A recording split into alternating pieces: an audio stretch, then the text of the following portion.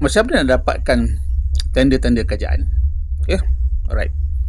Oh, ni ada satu orang tanya saya lah, pengalaman saya macam mana saya dapatkan job-job kerajaan, tender-tender kerajaan. Okay, saya nak kongsikan sikit lah pengalaman saya lah.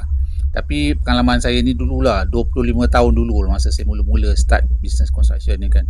Sekarang ni mungkin berbeza, saya tak tahulah, tapi saya rasa sama je lebih kurang kan, cara dan kaedah dia.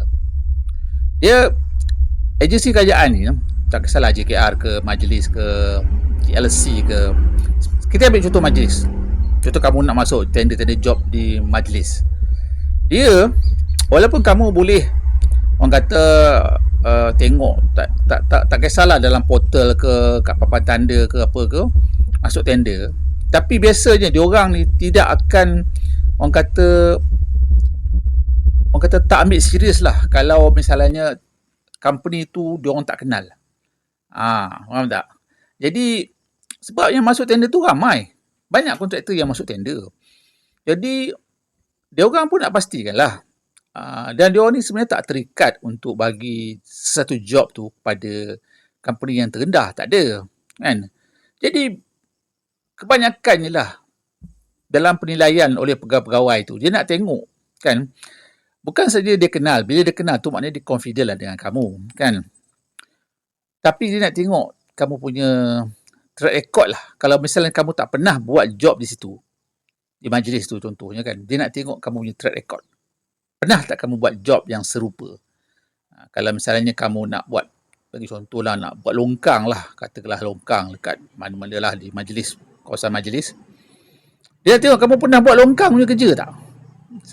Ataupun something similar lah. Walaupun kamu ada lesen tu, lesen PKK, lesen CIDB tu kamu ada, tapi dia tengok kamu ada pengalaman tak buat.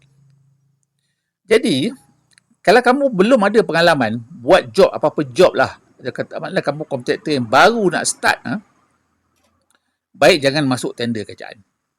Saya punya nasihat lah. Sebab kamu rasa, saya rasa kamu buang masa lah.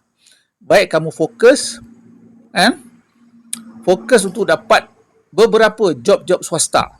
Okay? Maknanya kamu buka kamu punya lesen G1, sebelum kamu ambil kamu punya lesen untuk masuk tender kerajaan, kamu fokus kepada job-job swasta kan.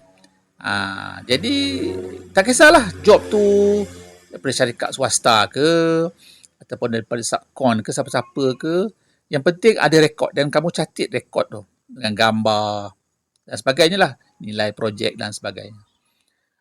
Bila katakanlah kamu dah buat selama 6 bulan lah contohnya, sebagai contoh 6 bulan, baru kamu masuk tender. Lepas tu kamu kena berkenalan lah dengan orang kat situ lah, pegawai dalam majlis tu kamu kena berkenalan lah. Kalau tak berkenalan pun tak guna juga sebab dia tak kenal siapa kamu kan. Jadi itu bagi saya lah apa yang saya buat dulu, dan saya rasa sama juga hari ni cara untuk mula kita dapat bertapak dalam sesuatu agensi kerajaan. Okey? Dapat sesuatu, kongsikan kawan-kawan. Kalau perlu bimbingan, DM saya. Assalamualaikum warahmatullahi wabarakatuh.